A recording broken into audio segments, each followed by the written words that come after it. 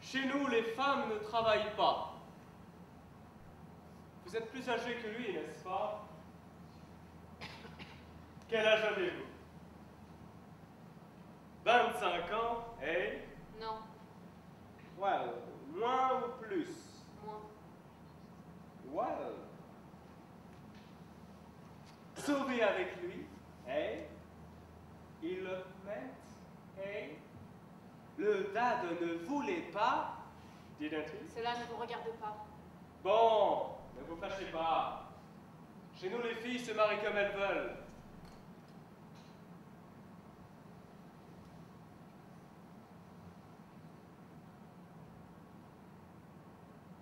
Il vous bat, eh? Qu'avez-vous à me questionner ainsi? Bon, il n'y a pas de mal, peut-être qu'il est un peu ivre parfois. Cependant, il y a toujours un revolver. Et qu'avez-vous l'intention de faire? Vous avez bien voulu nous prendre dans votre maison. Well. Et après? Je ne sais pas. Peut-être que vous pourriez le prendre pour travailler chez vous. Écoutez-moi, je n'en voudrais pas pour faire marcher l'ascenseur. Il n'est bon à rien. Il ne vaut pas un cent. Ce n'est pas vrai. Pourquoi dites-vous cela? Il ne sait rien faire de son argent. C'est comme un homme qui n'a pas de poche. Quittez-le. Il n'y a rien à faire avec lui. Ma chère! Comme c'est gentil, votre maison. Comment faites-vous pour tenir toute la si propre sans avoir de servante? Mais est-ce que c'est vous qui lavez le parquet? Oui. Oh, comme c'est propre! La servante ne fait pas si bien que ça chez nous. Et vous avez fait un jardin. Vous avez déjà fait un jardin. Un vrai jardin. J'ai vu le linge qui était étendu là-bas. Louis voulait m'empêcher d'y aller. Comme c'est tranquille. La mer est comme un journal qu'on a étalé avec des lignes et des lettres et là-bas, au-dessus de cette langue de terre, on voit des grands navires passer comme des châteaux de toile. Ma chère, nous parlions de vous. Est-ce que c'est vrai que vous n'avez jamais été au théâtre? Jamais. Oh! Et que vous n'êtes jamais sorti de votre pays? Et il vous a emmené ici? Moi, je connais le monde. J'ai été partout, d'un côté et de l'autre du rideau, tout le temps d'un côté et de l'autre du rideau. Je suis actrice, vous savez. Je joue sur le théâtre. Le théâtre, vous ne savez pas ce que c'est. Il y a la scène et il y a la salle et le musicien. Tout est en clos. Les gens viennent là le soir et ils sont assis par rangées, les uns derrière les autres, regardant. Ben, ils regardent le rideau de la scène. Et ce qu'il y a derrière lorsqu'il est levé. Attention, attention, il va arriver quelque chose. Dans votre vie à vous, rien n'arrive. Rien qui n'aille d'un bout à l'autre. Rien ne commence et rien ne finit. Et ça vaut la peine d'aller au théâtre pour voir quelque chose qui arrive pour de bon, vous entendez, qui commence et qui finisse. Maintenant, on est quelqu'un tous ensemble. Quelqu'un qui attend. Quelqu'un qui regarde. Qui regarde quoi? Ce qui va arriver. C'est moi qui arrive. C'est moi qui arrive. Ça vaut la peine d'arriver.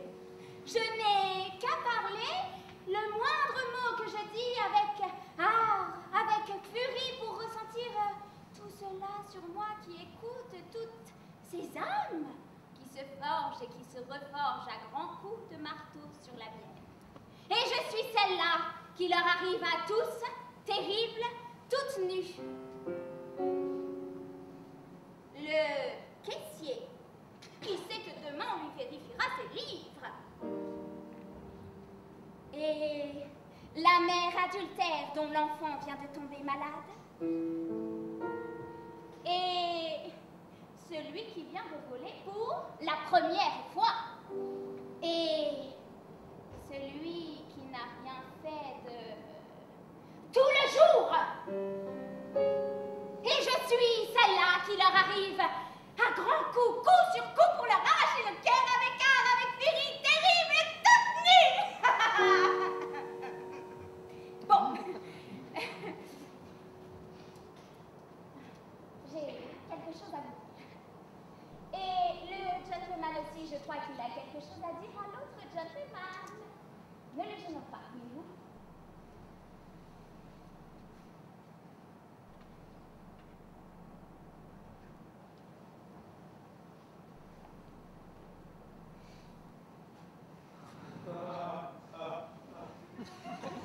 C'est vrai, j'ai quelque chose à vous dire. Qu'est-ce que c'est que cela, gentleman? Oh ouais. Qu'est-ce qu'il a retiré de son frigidaire? Cela est passé par beaucoup de mains. Je ne trouve pas que cela sente mauvais. Qu'est-ce que c'est que ça, gentleman? Du vieux papier qui sent le poisson. Oui, mais regardez ce qu'il y a écrit dessus. Dollar. Et si vous pouviez regarder dedans, ce n'est pas la peine de regarder. Je suis un honnête homme.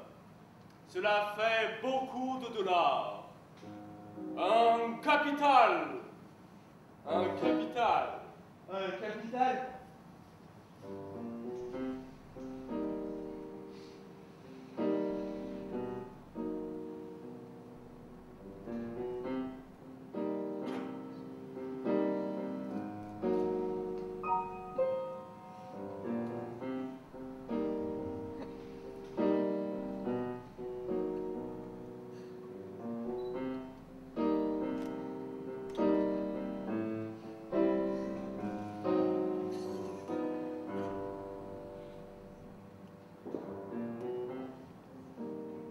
Si, man, vous dites qu'une chose pèse tant, et tant de livres, et que vous avez tant de bushels de grains en stock, tant de gallons de pétrole, et combien tout cela vaut de dollars.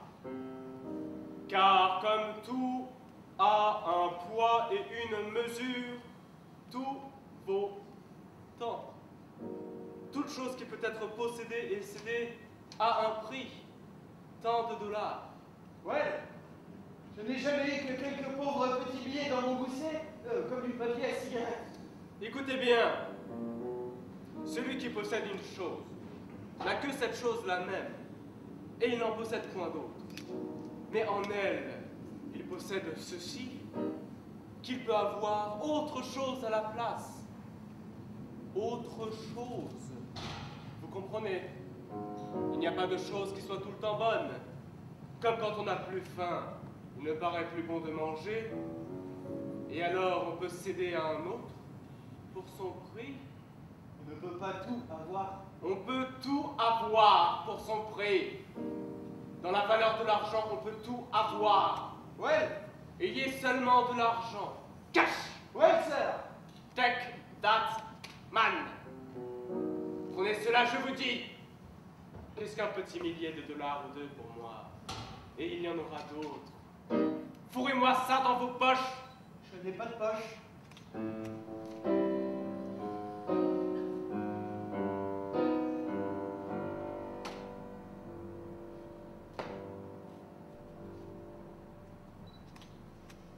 Écoutez-moi bien. Que voulez-vous faire? Parlez-moi franchement, car je puis vous rendre service. Je ne sais pas. Bon. J'ai été comme cela, je ne pouvais pas rester à la même place, à faire la même chose, mais... Voilà. Vous avez une femme. Voilà. Bon, elle fait tout ce que je veux. Oh! Attendez qu'elle ait des enfants. Vous êtes pris! C'est du sérieux maintenant! Il faut payer, payer, payer! Ah ah! On vous a mis la main dessus, vous n'irez plus où vous voulez aller. J'irai. Personne ne m'a mis la main dessus. Well. Je suis libre, personne ne m'a mis la main dessus. Ma vie est à moi et pas aux autres. Qu'est-ce qu'une femme? Il y a bien des femmes au monde, et il n'y en a pas qu'une. C'est elle qui a voulu que je l'emmène avec moi. Regardez ça, gentleman.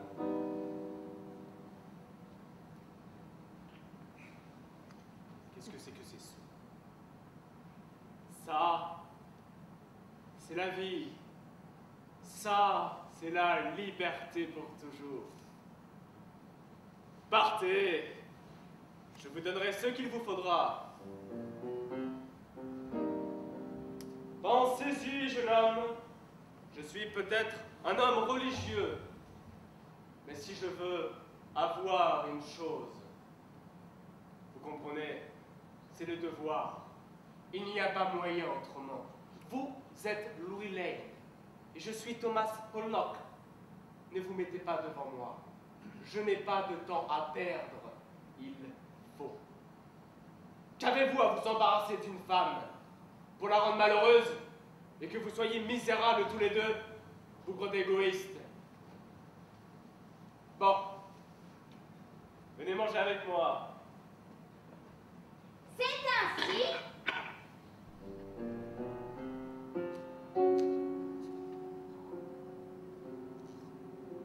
que tous quatre, nous échangeons des paroles, nous tenant debout ensemble et nos yeux s'en vont de l'un à l'autre, s'apportant quelque chose de chacun à l'autre. L'œil pique et l'oreille écoute. Moi, j'ai l'oreille fine, car les gypsies, j'ai vécu un temps avec elles, m'ont dit que si perçant la pierre de la tombe, je finirai par entendre les morts au fond, car ils parlent ensemble d'argent. Et j'écoute et j'entends. Vous entendez? Entre nos paroles, trois bruits. La mer et les feuilles. Un petit frissement dans les feuilles, comme presque à voix basse le souffle de quelqu'un qui dort. Et moi, je puis pénétrer jusqu'à l'âme, car la parole répond dans la pensée des autres. C'est comme quand je joue, je sais ce que l'autre répondra, il ne peut pas faire autrement. Car les voix, c'est comme les paroles, et comme entre les voix, il y a réponse entre les âmes.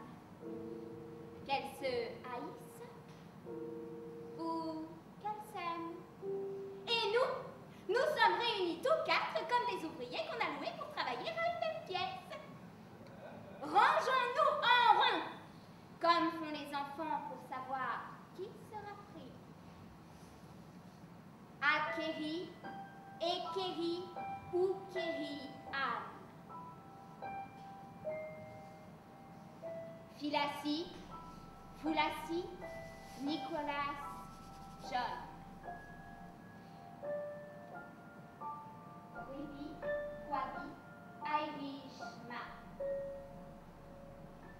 Stingel M, Buck.